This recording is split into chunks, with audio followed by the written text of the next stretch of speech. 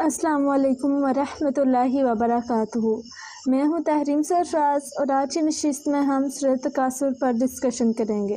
میرے ساتھ میری چھوٹی سسٹر سلوہ سرفراز بھی موجود ہیں۔ اپنی نشست کا آغاز ہم سورۃ تکاثر کی تلاوت اور اس کے ترجمے سے کریں گے۔ اعوذ باللہ من الشیطان الرجیم،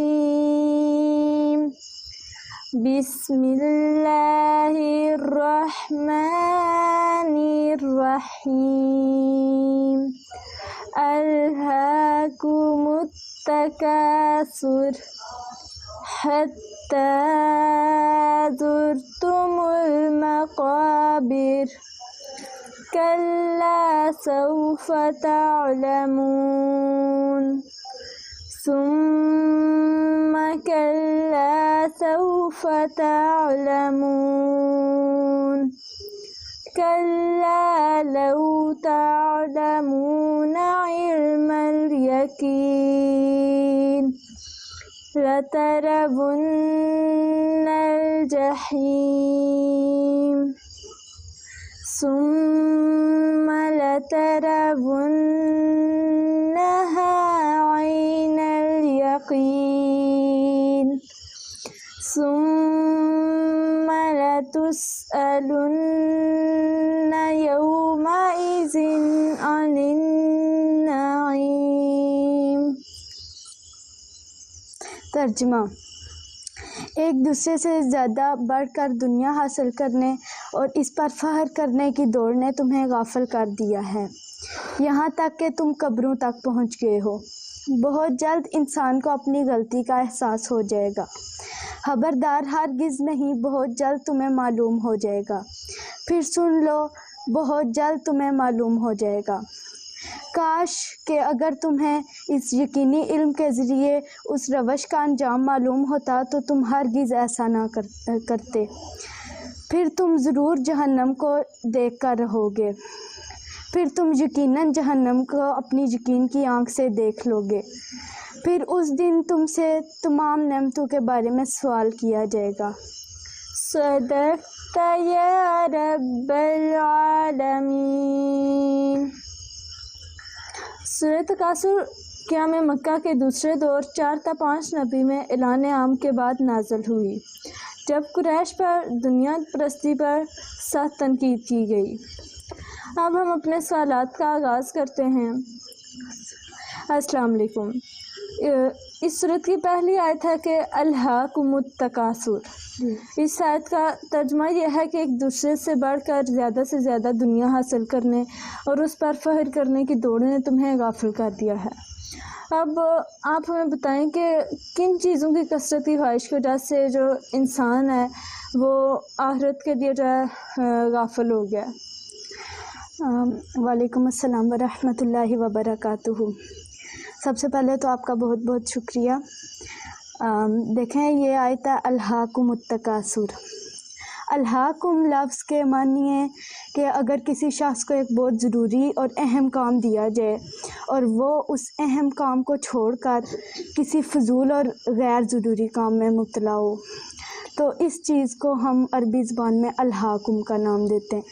جیسے اس کی میں آپ کو ایک ایگزامپل دیتی ہوں کہ جس طرح سے ایک اسٹوڈنٹ ہے، اس کے ایگزامز ہو رہے ہیں اور وہ اپنے ایگزامز کے دنوں میں جو ہے گپ شپ میں یا کھیل کود میں مصروف ہے، تو اس چیز کو جو ہے ہم عربی زبان میں الہاکم کا نام دیتے ہیں۔ تو اللہ تعالیٰ نے یہ بولا ہے کہ ایک بہت ہی ضروری کام ہے، ایک بہت ہی اہم کام ہے، تو اس کو چھوڑ کر تم اس دنیا میں لگے ہوئے ہو، تم تکاثر میں پڑ گئے ہو۔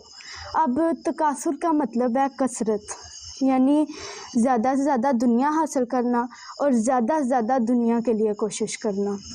تو اس چیز کے بارے میں اللہ تعالیٰ نے بتایا۔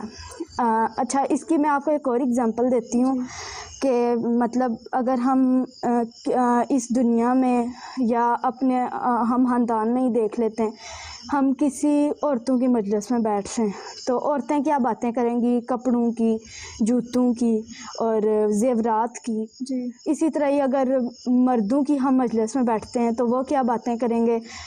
جائیداد کی، گاڑیوں کی، پلاٹوں کی، بینک بیلنس کی.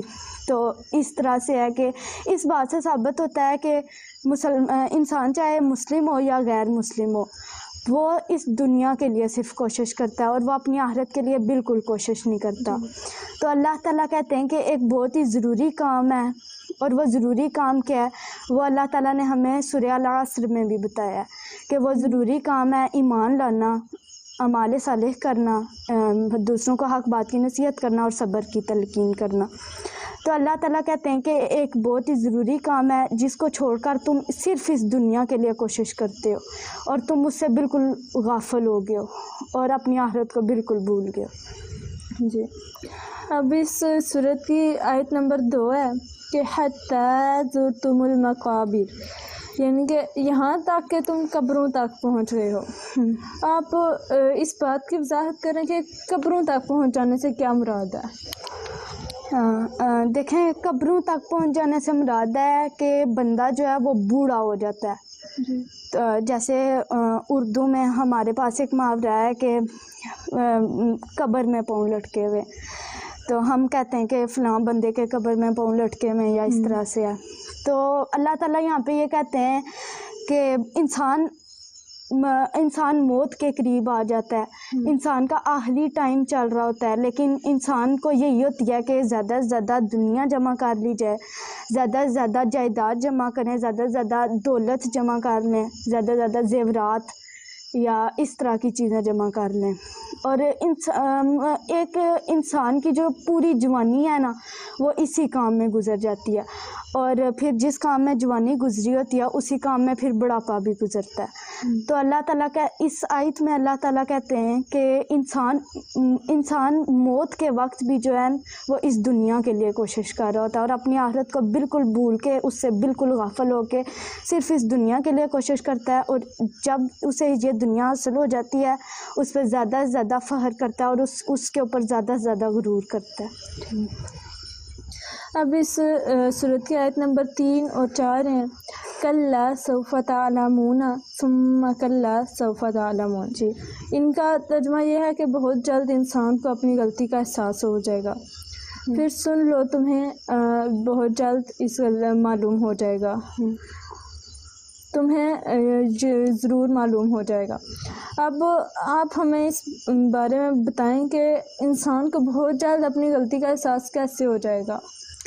اچھا دیکھیں، اس دنیا میں جتنے بھی انسان ہیں، انسان کی ایک بہت بڑی غلط فہمی ہے، اس کو یہ خوش فہمی ہے کہ اس دنیا میں مال جمع کر لینا، اس دنیا میں جائیداد جمع کر لینا، زیادہ سے زیادہ جو ہے اس چیز پہ فخر کر لینا، یہی جو ہے اس دنیا میں کامیابی اور ترقی ہے. لیکن ہرگز نہیں ہے، یہ بالکل بھی ترقی اور کامیابی نہیں ہے. اور انسان کو بہت جلد یہ معلوم ہو جائے گا کہ جس غلطی میں وہ اپنی پوری عمر مبتلا رہا وہ اس کے لیے بدبختی کا ذریعہ تھے یا خوش نصیبی کا ذریعہ تھے.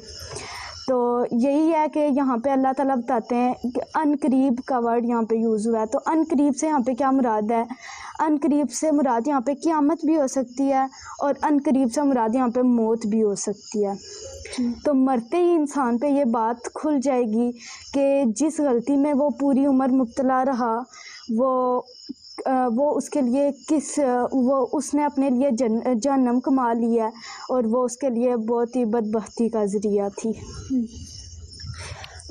اس صورت کی آیت نمبر 5 ہے کہ کلا لو تعلمون علم الیقین، یعنی کاش اگر تمہیں یقینی علم کے ذریعے اس روش کا انجام معلوم ہوتا تو تم ہرگز ایسا نہ کرتے. تو یہ یقینی علم کیا ہے اور یقینی علم سے ہم کیسے فائدہ اٹھا سکتے ہیں؟ اچھا دیکھیں، کلا لو، لو کے معنی ہے کاش، اور کاش ہم اس وقت استعمال کرتے ہیں جب ہمیں کسی انسان سے، کسی سے بہت زیادہ محبت ہوتی ہے اور کسی سے بہت زیادہ انسیت ہوتی ہے. میں اس کی آپ کو ایک ایگزامپل دیتی ہوں کہ ایک اسٹوڈنٹ ہے، وہ ایگزامس میں فیل ہو گیا، تو اس کے والدین اسے بعد میں کہتے ہیں کہ بیٹا کاش کہ تم ہماری بات مان لیتے تو تم کامیاب ہو جاتے. یا پھر کسی کا ایکسیڈنٹ ہو جاتا ہے تو وہ اس کی بازو ٹوٹ جاتی ہے یا اس کی ٹانگ ٹوٹ جاتی ہے، تو